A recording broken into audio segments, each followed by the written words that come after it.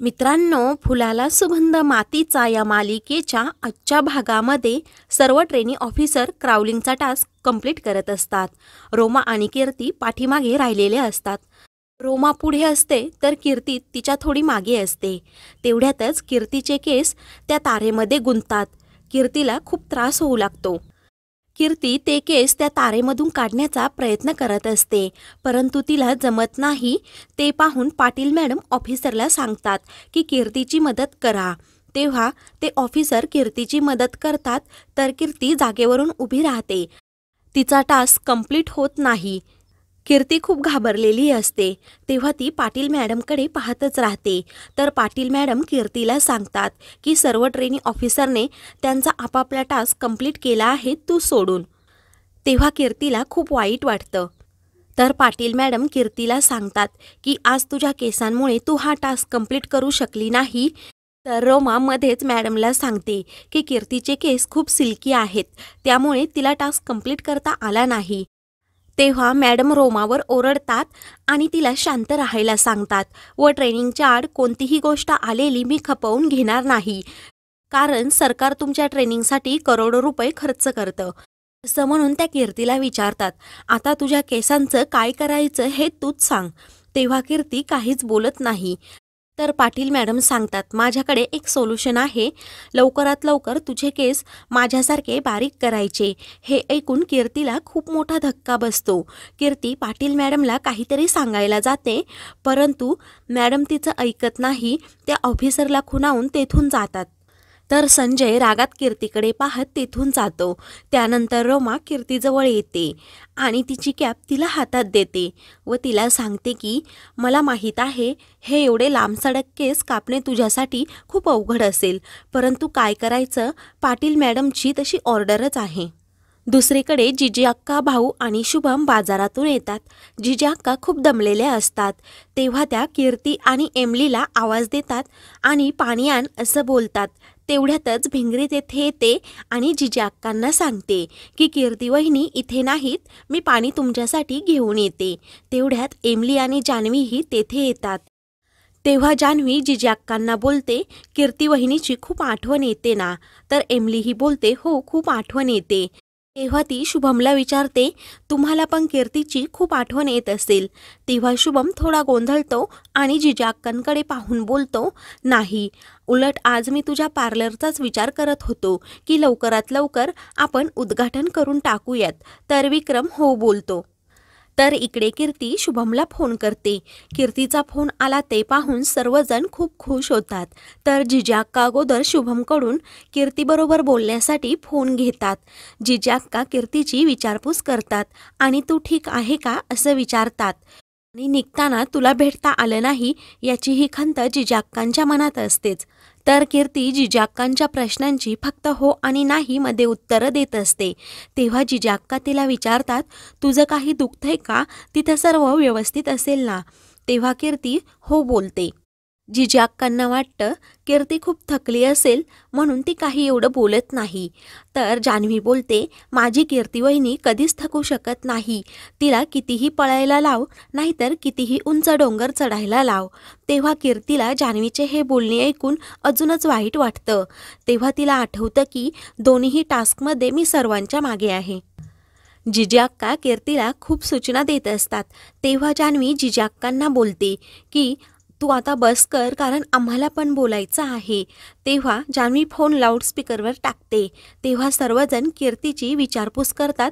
तिच्याबरोबर छान प्रकारे गप्पा मारत असतात. जान्हवी, लहान्या, भिंगरी आणि एमली कीर्तीबरोबर बोलत असतात.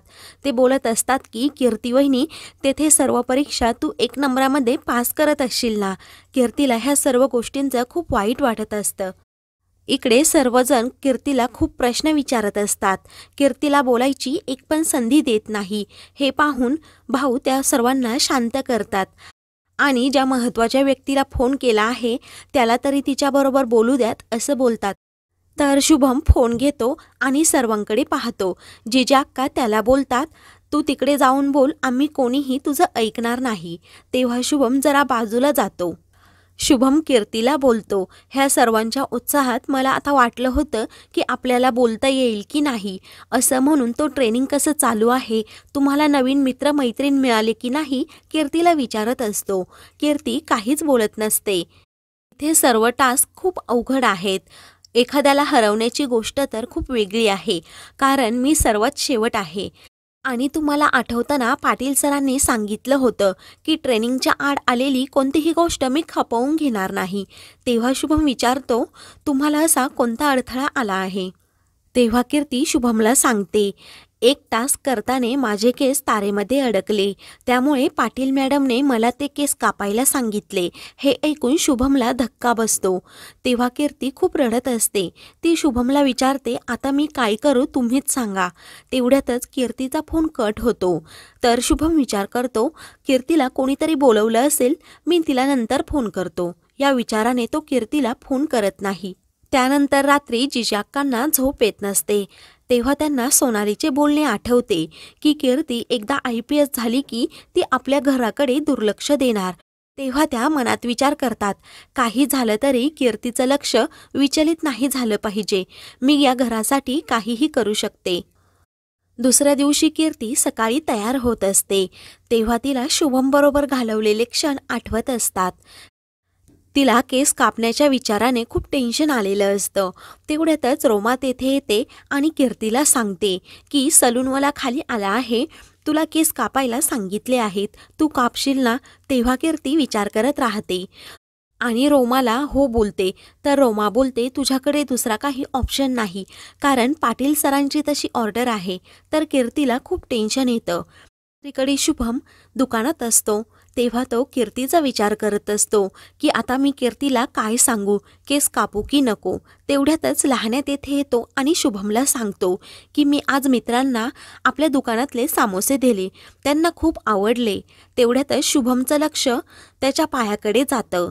तेव्हा शुभम लहान्याला विचारतो, तुझ्या पायाला काय झालं? तेव्हा लहान्या सांगतो, मी कबड्डीची मॅच खेळताना पडलो, परंतु मला त्याचं काहीच दुःख झालं नाही, कारण आम्ही मॅच जिंकलो याकडेच माझा फोकस होता. तेव्हा शुभम लहान्याच्या बोलण्याचा विचारच करत असतो. तेव्हा लगेच शुभम कीर्तीला फोन करतो. तेव्हा कीर्ती शुभमला सांगते की मी काल तुम्हाला फोन केला होता, परंतु लागलाच नाही. तर शुभम बोलतो, काल तुम्ही मला तुमच्या केसांबद्दल सांगितलं तेव्हा खूप वाईट वाटलं होतं. तर कीर्ती पुन्हा रडू लागते आणि विचारते, मला काय करावं हेच सुचत नाही. शुभम कीर्तीला सल्ला देतो, तुम्ही असा विचार करा की तुम्हाला कोणत्या गोष्टीची गरज जास्त आहे, तुमच्या केसांची की तुमच्या स्वप्नांची. कारण केस कापले तर ते पुन्हा वाढू शकतात, परंतु स्वप्न तुटल्यावर ते पुन्हा कधीही पूर्ण करता येत नाही. तेव्हा कीर्तीलाही शुभमचं हे म्हणणं पटतं. शुभमने प्रत्यक्ष केस कापण्याची परवानगी दिली. या विचाराने कीर्ती केस कापण्यासाठी येते. तिला खूप वाईट वाटत असतं. शुभम बरोबर घालवलेले क्षण तिला आठवत असतात. तेव्हा तिचं लक्ष समोर संजयकडे जातं. तो खूप मेहनत करून प्रॅक्टिस करत असतो. त्यावेळी ती मनात विचार करते, हा संजय किती मन लावून प्रॅक्टिस करतो. संजयची मेहनत पाहून कीर्तीलाही वाटतं की आपण पण अशीच मेहनत करावी. मित्रांनो, पुढील भागामध्ये शुभम जिजाक्कांना कीर्तीच्या केसांबद्दल सांगतो. तेव्हा जिजाक्का मुद्दाम कीर्तीला व्हिडिओ कॉल करतात. कीर्तीने इकडे हेल्मेट घातलेलं असतं. तेव्हा जिजाक्का कीर्तीने खरंच केस कापले की नाही हे पाहण्यासाठी तिला हेल्मेट काढायला सांगतात. तर मित्रांनो, आता कीर्तीने केस कापले आहेत की नाही हे पाहणे उद्याच्या भागात मनोरंजक ठरेल. तर मित्रांनो, अशाच मालिकेंचे पुढील भाग पाहण्यासाठी चॅनलला सबस्क्राईब करा.